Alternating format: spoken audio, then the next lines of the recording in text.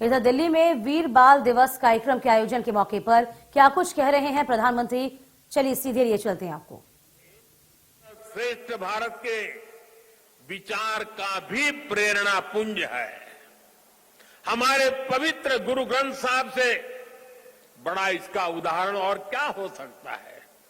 इसमें सिख गुरुओं के साथ साथ भारत के अलग अलग कोणों से 15 संतों और 14 रचनाकारों की वाणी समाहित है। इसी तरह आप गुरु गोविंद सिंह जी की जीवन यात्रा को भी देखिए। उनका जन्म पूर्वी भारत में पटना में हुआ। उनका कार्यक्षेत्र उत्तर पश्चिमी भारत के पहाड़ी अंचलों में रहा और उनकी जीवन यात्रा महाराष्ट्र में पूरी हुई। गुरु के पंच प्यारे भी देश के अलग अलग हिस्सों से थे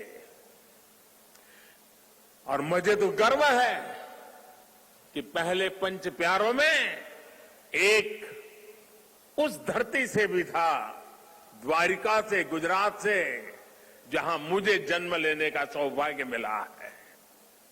व्यक्ति से बड़ा विचार, विचार से बड़ा राष्ट्र, राष्ट्र प्रथम का ये मंत्र गुरु गोविंद सिंह जी का अटल संकल्प था।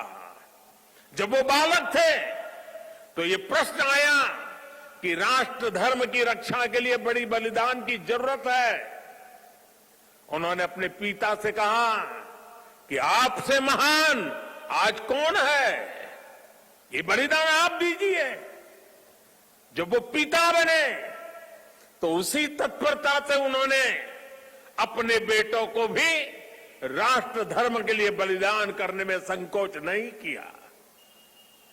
जब उनके बेटों का बलिदान हुआ तो उन्होंने अपनी संगत को देखकर कहा, 4 मुए तो क्या हुआ, जीवत कई हजार।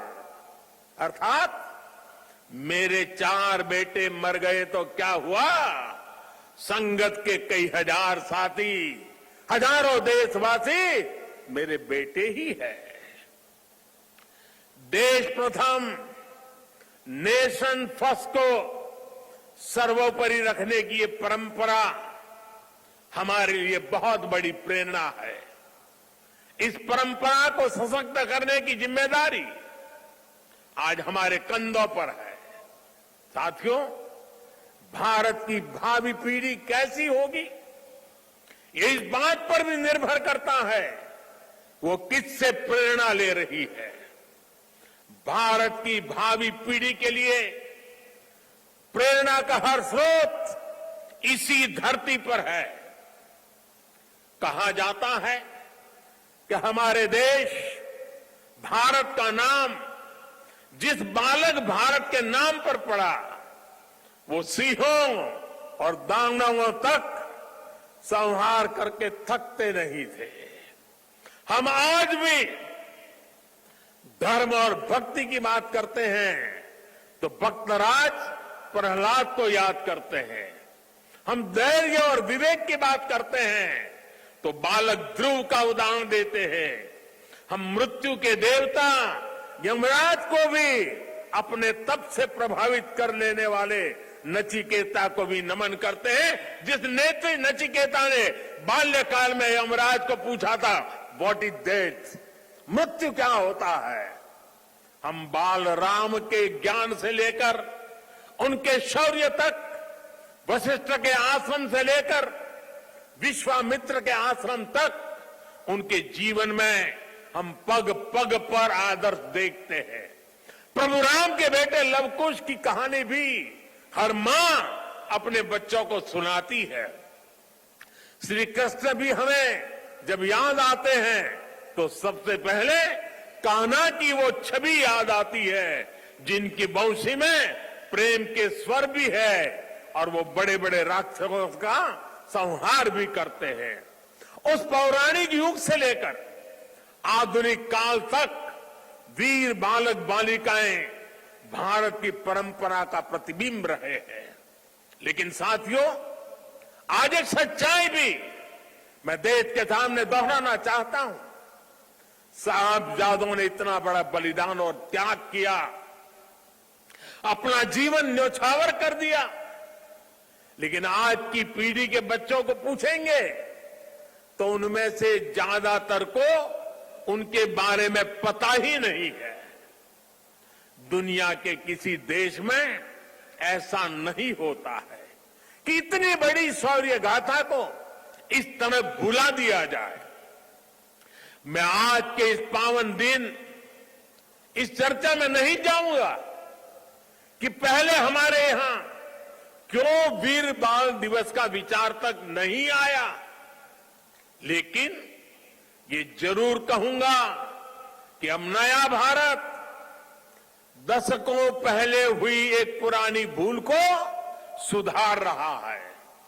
किसी भी राष्ट्र की पहचान उसके सिद्धांतों, मूल्यों और आदर्शों से होती है। हमने इतिहास में देखा है, जब किसी राष्ट्र के मूल्य बदल जाते हैं तो कुछ ही समय में उसका भविष्य भी बदल जाता है। और ये मूल्य सुरक्षित तब रहते हैं जब वर्तमान पीढ़ी के सामने अपने अतीत के आदर्श स्पष्ट होते हैं।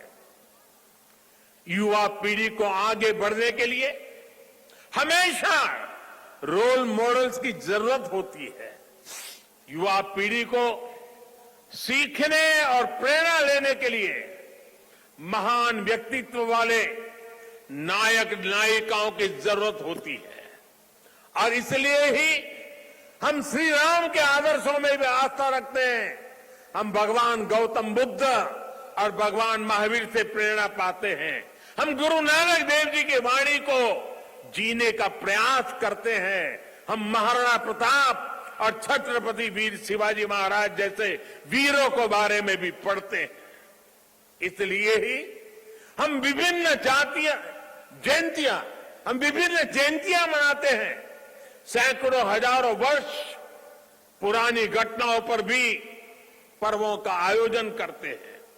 हमारे पूर्वजों ने समाज की जरूरत को समझा था और भारत को एक ऐसे देश के रूप में गढ़ा जिसकी संस्कृति पर्व और मान्यताओं से जुड़ी है। आने वाली पीढ़ियों के लिए यही जिम्मेदारी हमारी भी है। हमें भी उस चिंतन और चेतना को चिरंतर बनाना है।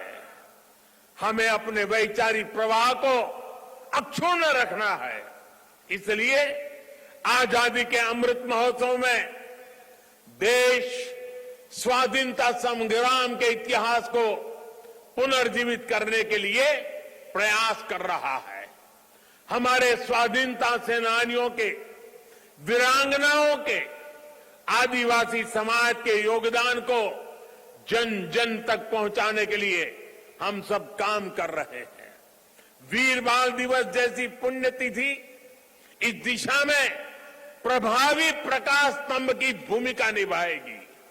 साथियों, मुझे खुशी है कि वीर बाल दिवस से नई पीढ़ी को जोड़ने के लिए जो क्विज कंपटीशन हुआ, जो निबंध प्रतियोगिता हुई, उसमें हजारों युवाओं ने हिस्सा लिया है। जम्मू कश्मीर हो, दक्षिण में पुडुचेरी हो, पूर्व में नागालैंड हो, पश्चिम में राजस्थान हो, देश का कोई कोना ऐसा नहीं है जहां के बच्चों ने इस प्रतियोगिता में हिस्सा लेकर के साहबजादों के जीवन के विषय में जानकारी न ली हो, निबंध न लिखा हो। देश के विभिन्न स्कूलों में भी साहबजादों से जुड़ी कई प्रतियोगिताएं हुई है।